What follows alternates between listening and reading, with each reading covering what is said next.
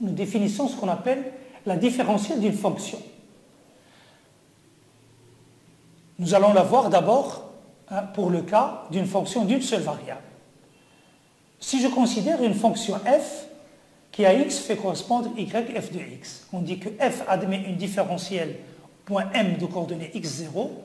Si je peux écrire f de x0 plus h moins f de x0 égale ah plus h epsilon de x0 h avec epsilon tendant vers 0 quand h tend vers 0. Le coefficient a étant une constante par rapport à h et ceci dans un voisinage de x0, c'est-à-dire très près de x0. Définition de la fonction différentielle. Alors la fonction différentielle, c'est la fonction qui fait correspondre à la variable h, la variable ah. Alors la quantité ah s'appelle la différentielle de f au point x0 et on note df de x0, c'est la fonction qui fait correspondre à h, la variable df de x0 de h qui est égale à de x0 fois h. Supposons que la fonction df existe, que la différentielle de cette fonction existe pour tout x0 appartenant à un intervalle i autour de x0. On peut alors parler de différentiel de h, un différentiel de x, qui est égal à de x fois h, avec h, c'est l'accroissement de l'argument x. Théorème, un théorème mathématique très connu pour la définition de la différentielle.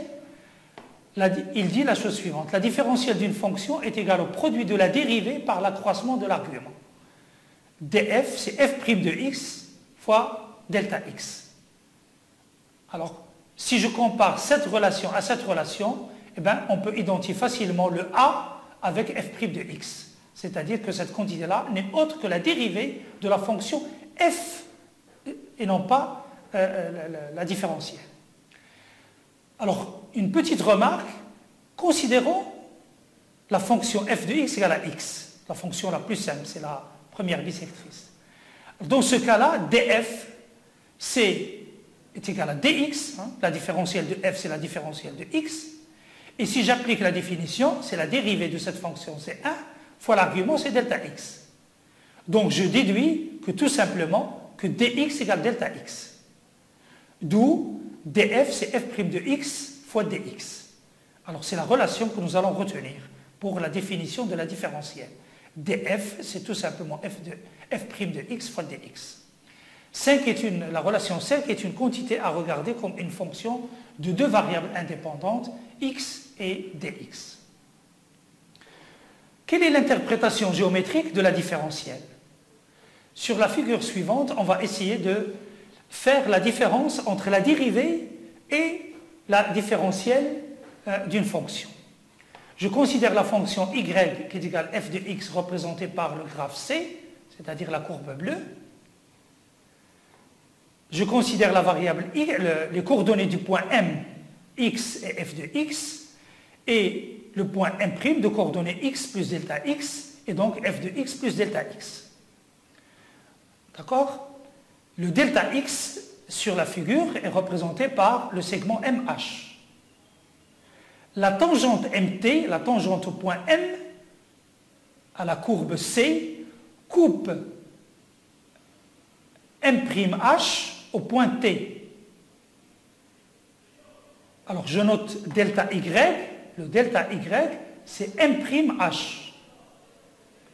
Or la tangente alpha, tangente de cet angle-là, c'est tout simplement HT sur MH, ce qui implique que HT égale tangente alpha MH.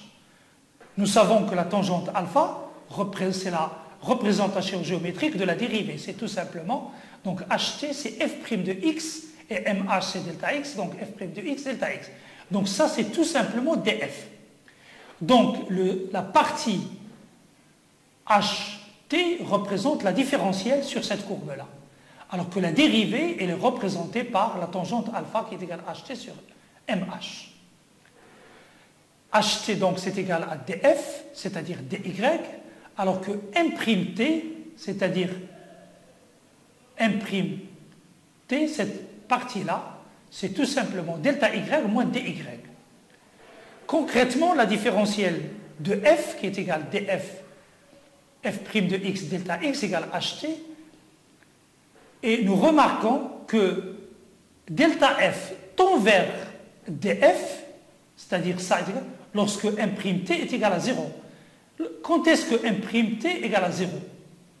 Eh bien, lorsque delta x tend vers 0, c'est-à-dire lorsque je me rapproche du point M, cette différence-là tend vers 0. Donc, en thermodynamique, nous allons étudier des variables dont l'accroissement sera confondu avec la différentielle, puisque nous serons toujours près d'un état d'équilibre. Alors, le cas de plusieurs variables, je considère une fonction qui dépend de 3 variables, x, y et z. Et je me pose la question suivante. De combien varie cette fonction lorsqu'on passe du point de coordonnées x, y, z au point infiniment voisin x plus dx, y plus dy et z plus dz? La réponse à cette question est donnée par la définition suivante. La différentielle de la fonction f est donnée par l'expression df, d est égal à dérivée partielle de f par rapport à x fois dx, plus la dérivée partielle de f par rapport à y dy, plus la dérivée partielle de f par rapport à z fois dz. df est appelée la différentielle totale de la fonction f. C'est une fonction de 6 variables, x, y, z, dx, dy et dz. Alors, on vient de voir ce que c'est la différentielle d'une fonction à une variable et à plusieurs variables. Nous allons voir maintenant ce que c'est une forme différentielle, la définition d'une forme différentielle. Et je vais tout de suite passer au cas de 2 variables. La forme différentielle qui correspond au cas de 2 variables est une expression de la forme delta w a de xy, c'est une fonction de x et y de 2 variables, fois dx plus b de xy fois dy. Avec a et b, ce sont des fonctions quelconques. En physique, nous connaissons déjà plusieurs formes différentielles, en particulier l'expression du travail élémentaire d'une force qui déplace son point d'application de dx, dy et dz. Je considère le cas à 3 dimensions d'une force F dont les composantes sont Fx, Fy et Fz et dont le vecteur déplacement dl possède les coordonnées dx, dy, dz. Alors le travail élémentaire qui correspond à ce déplacement élémentaire, c'est dw, c'est fx dx plus fy dy plus fz dz, qu'on peut écrire aussi fx de xy z dz, fy de xy z dy, fz de xy z dz. Donc voilà une expression différentielle que nous connaissons déjà. Alors la différentielle d'une fonction, je rappelle que la différentielle d'une fonction a 2 variables, s'écrit df, la dérivée partielle de f par rapport à x dx, plus la dérivée partielle de f par rapport à y dy. Alors, un théorème très important en mathématiques concernant les différentiels et les formes différentielles en particulier, si je considère la forme différentielle dw égale a dx plus b dy égale à 0, identiquement nul. Alors, ceci est équivalent à dire que a égale à 0 et b égale à 0.